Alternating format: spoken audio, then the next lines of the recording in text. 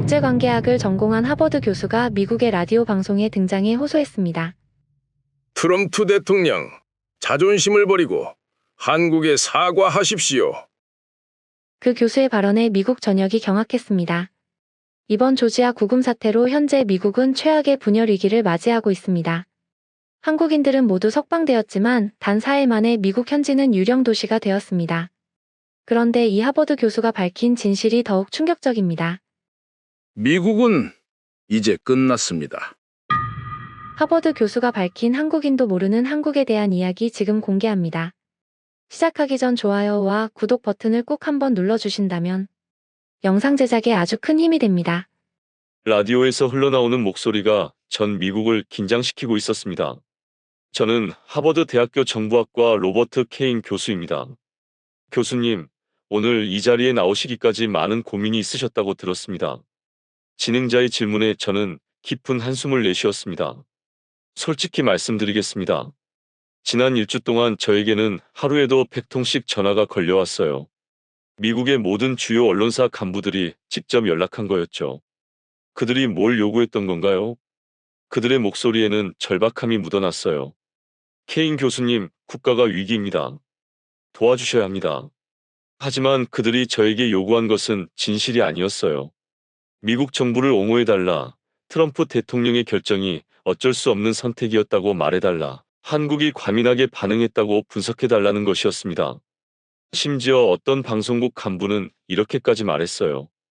교수님, 출연료는 평소의 3배로 드리겠습니다. 다만 우리가 준비한 시나리오대로만 말씀해 주시면 됩니다. 시나리오요? 그게 무슨 뜻입니까? 마치 드라마 대본처럼 미리 짜인 각본을 읽어달라는 거였어요. 하지만 저는 그 모든 달콤한 제안을 거절했습니다. 40년간 학자의 길을 걸어오면서 단 한 번도 진실을 왜곡한 적이 없거든요. 왜냐하면 제가 직접 보고 분석한 진실은 그들이 원하는 것과 정반대였거든요. 미국이 피해자가 아니라 가해자였고 한국이 무능한 게 아니라 오히려 너무나 현명하게 대응했다는 것 말이에요. 그렇다면 지금 미국 상황이 어떤가요? 지금 미국은 건국 이래 최악의 분열에 휩싸여 있습니다. 워싱턴 D.C. 내 국회의사당 앞에서는 연일 시위가 벌어지고 있어요. 조지아에서 벌어진 한국인 구금 사태를 두고 나라가 완전히 둘로 갈라진 거예요. 트럼프 대통령과 그의 핵심 측근들, 그리고 극우 성향의 공화당 의원들은 법 집행, 미국인 우선주의를 외치며 자신들이 애국자라고 주장하고 있습니다. 불법 체류자들을 단속한 것뿐인데 왜 난리냐는 식이죠.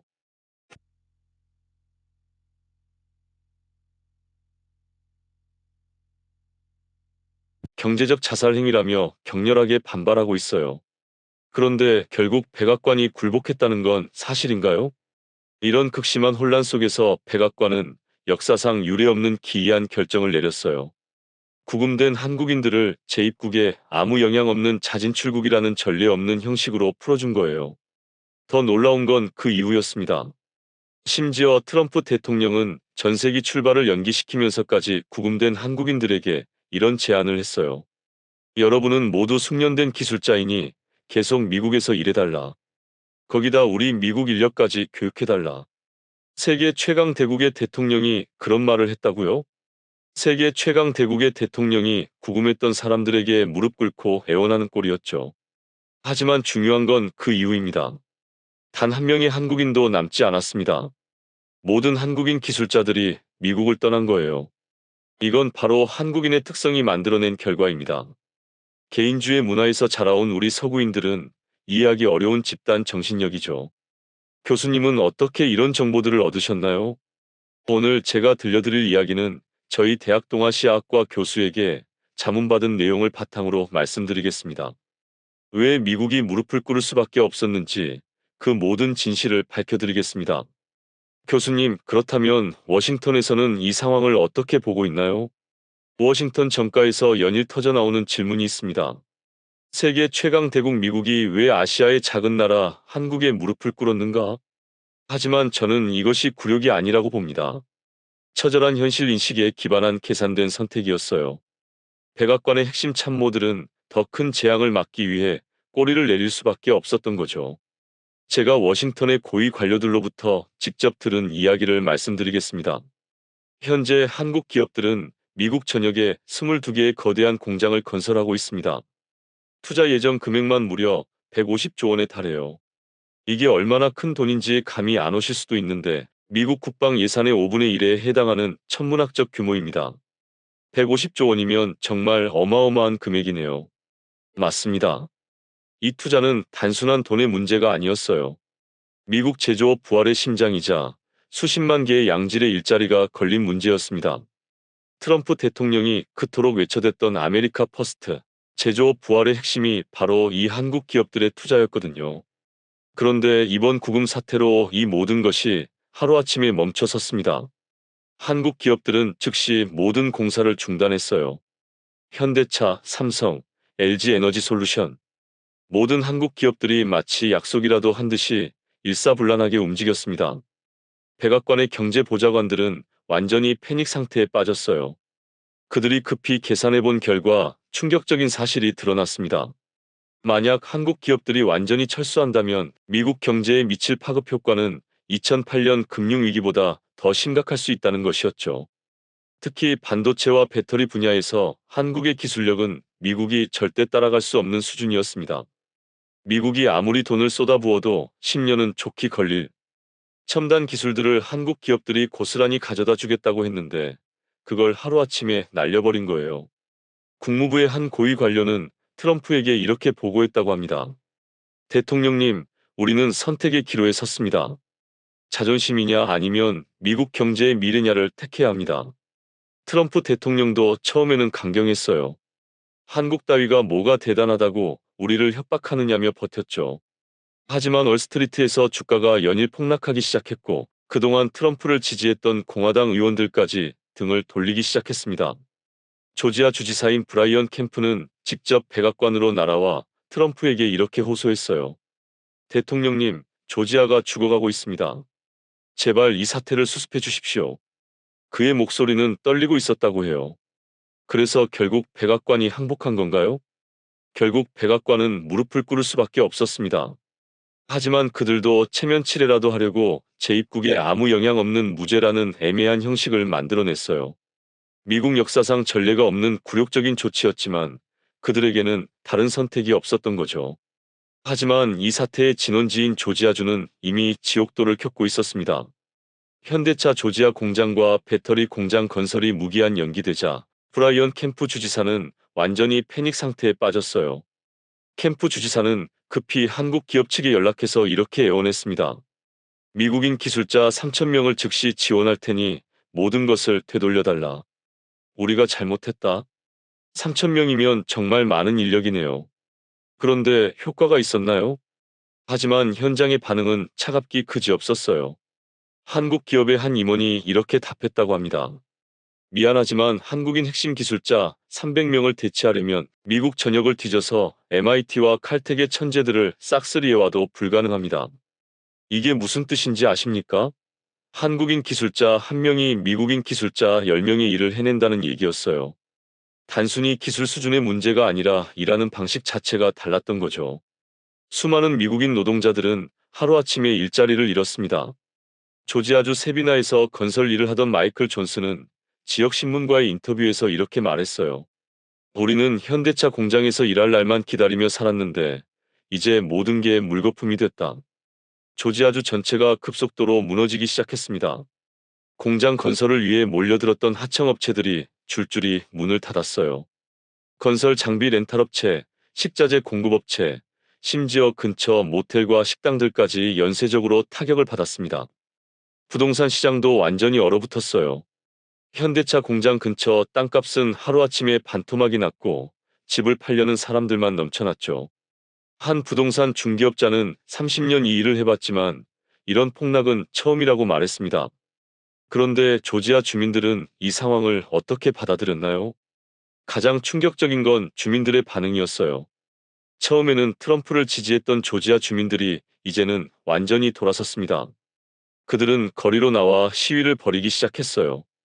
조지아주 코마스 지역에서 벌어진 시위에서 한 주민이 이런 구호를 외쳤습니다. 우리 일자리를 되돌려달라. 또 다른 주민은 한국인들을 다시 데려와라 라고 소리쳤어요. 이게 얼마나 아이러니한 상황인지 아십니까? 불과 몇 주 전만 해도 외국인들이 우리 일자리를 빼앗는다며 트럼프를 열렬히 지지했던 바로 그 사람들이 이제는 외국인을 데려와라고 외치고 있는 거예요. 한 지역 신문 기자가 시위 현장에서 만난 농부 빌 톰슨은 이렇게 말했습니다. 우리가 바보였다. 한국 기업들이 얼마나 소중한 존재였는지 이제야 깨달았다. 건설부터 완공 후까지 무려 4만 개의 양질의 일자리를 약속했던 배터리 공장은 이제 거대한 콘크리트 덩어리로 방치될 위기에 처했어요. 절반쯤 올라간 건물 골조만 덩그러니 서 있는 모습이 마치 무덤처럼 보였습니다. 조지아의 한 지역 방송국 기자는 이 광경을 이렇게 묘사했어요. 마치 유령 도시를 보는 것 같다. 희망이 절망으로, 꿈이 악몽으로 바뀐 현장이다. 그들의 분노는 이제 트럼프 대통령과 이번 사태를 촉발한 극우 정치인들을 향하고 있었습니다.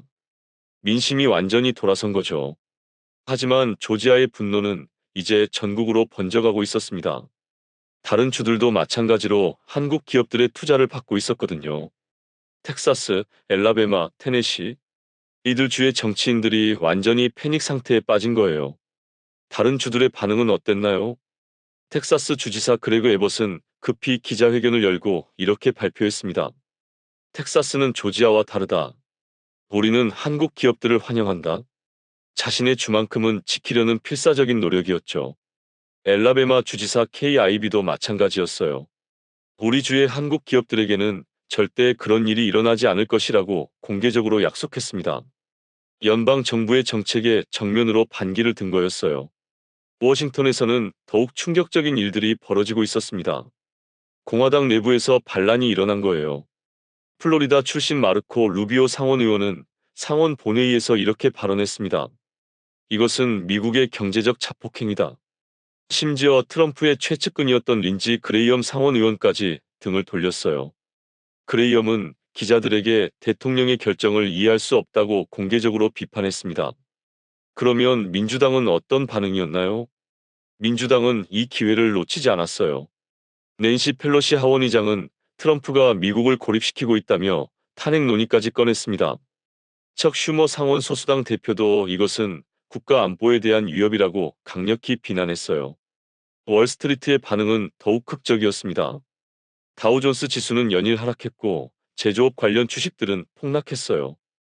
골드만삭스의 한 애널리스트는 한국 기업들의 철수가 현실화되면 미국 경제는 최소 5년은 후퇴할 것이라고 경고했습니다. 가장 충격적인 건 트럼프 지지층의 변화였어요. 폭스뉴스의 여론조사 결과 트럼프 지지율이 일주일 만에 15%나 급락했습니다.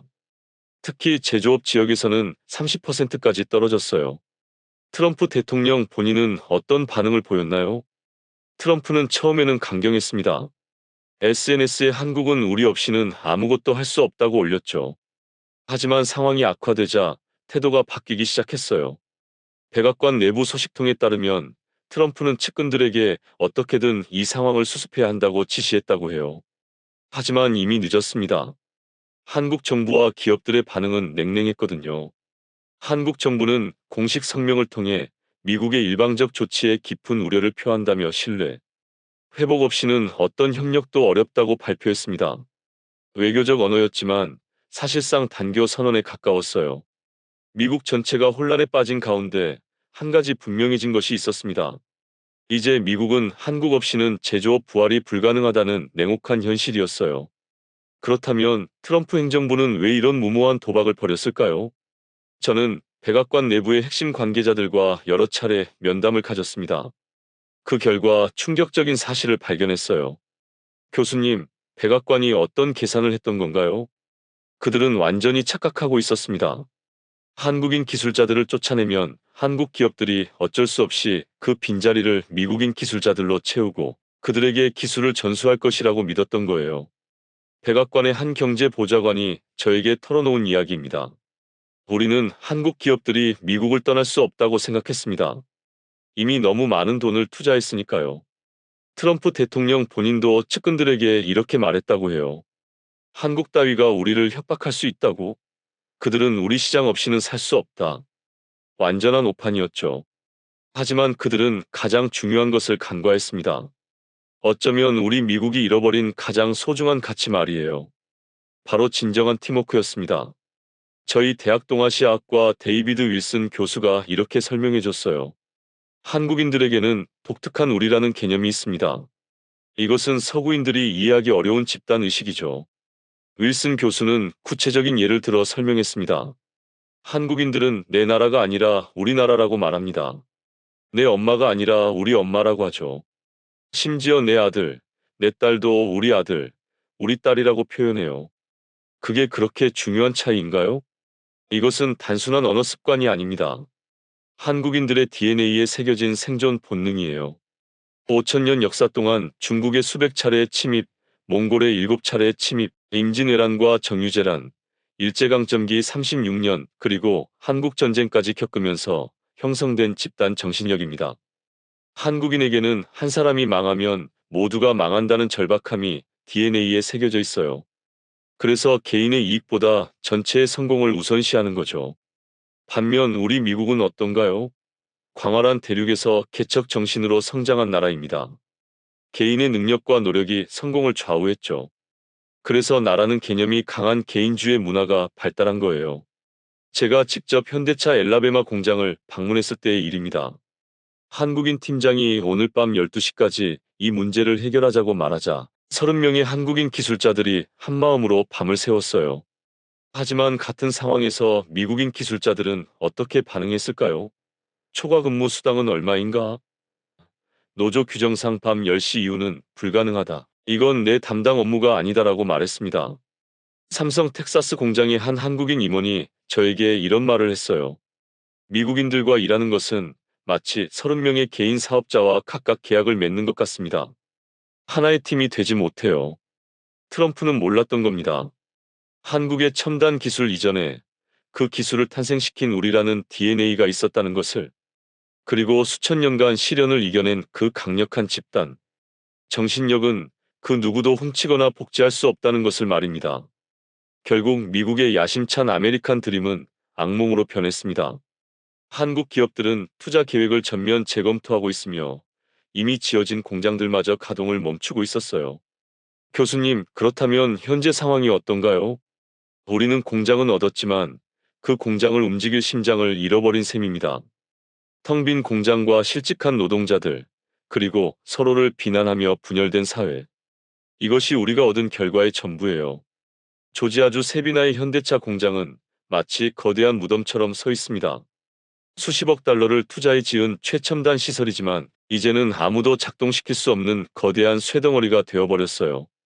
LG 에너지 솔루션의 배터리 공장도 마찬가지입니다.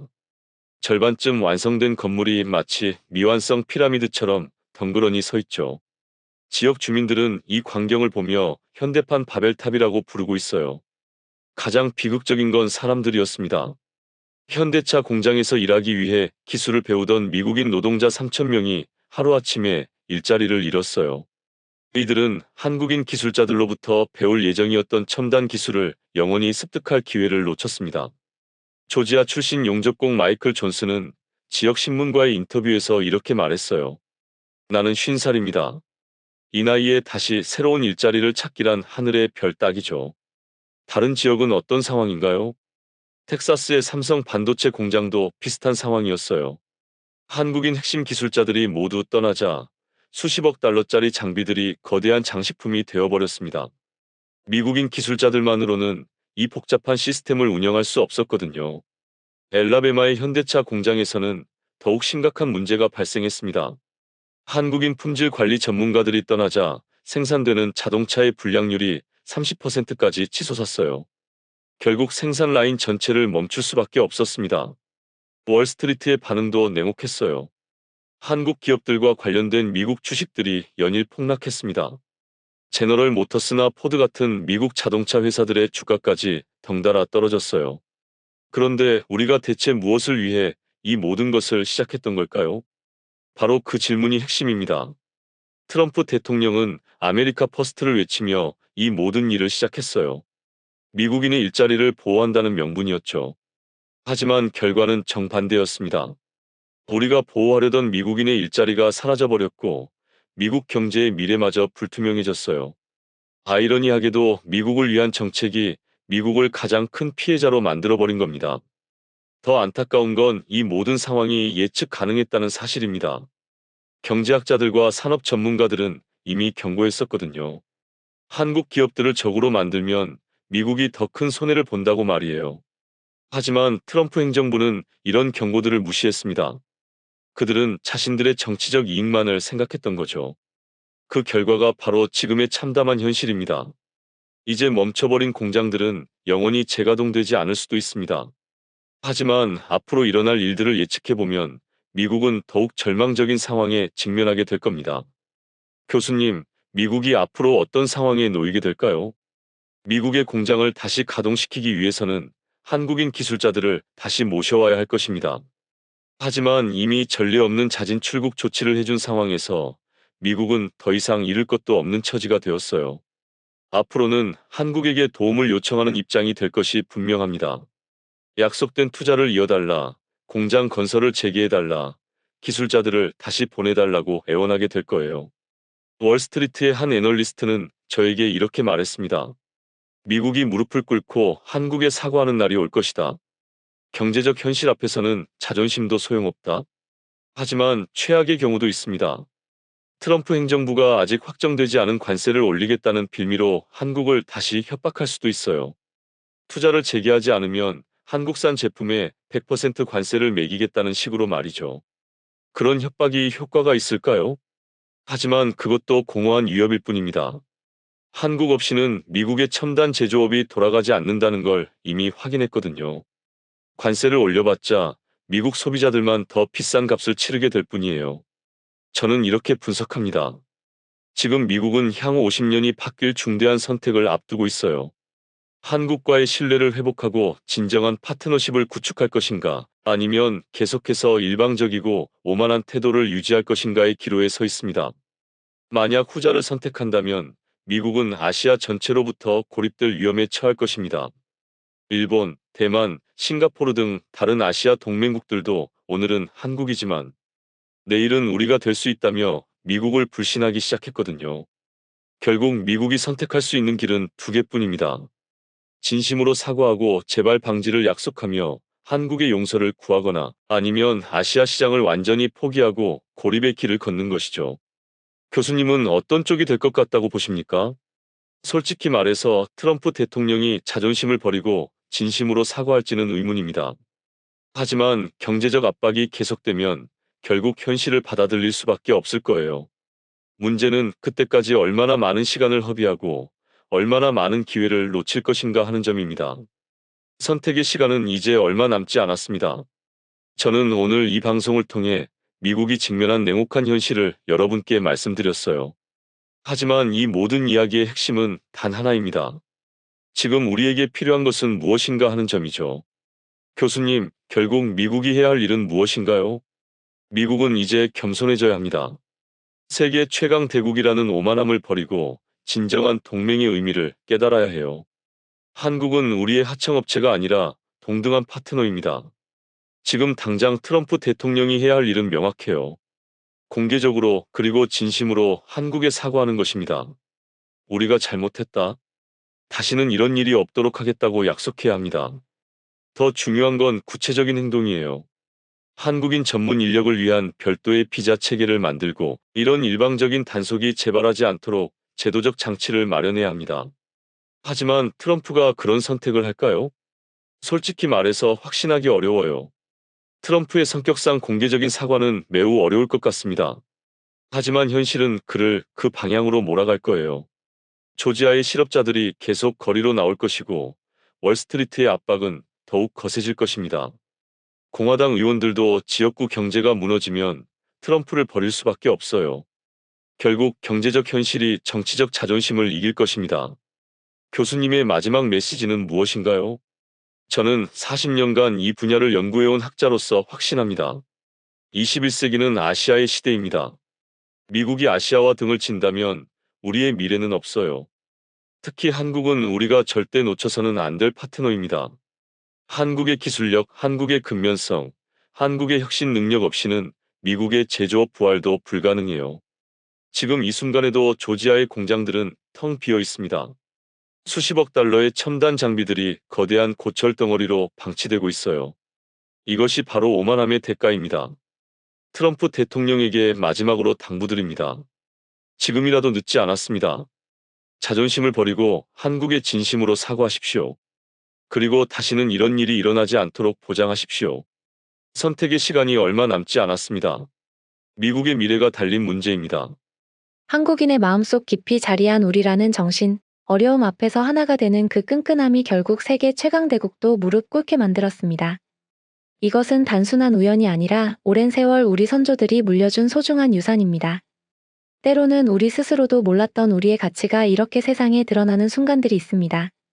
여러분께서도 살아오시면서 비슷한 경험들이 있으셨을 것입니다.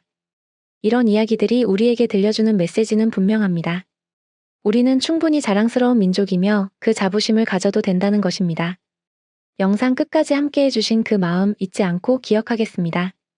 여러분의 구독과 좋아요, 그리고 남겨주신 생각 하나하나가 저희 코리아 공감의 다음 이야기를 만듭니다. 감사합니다.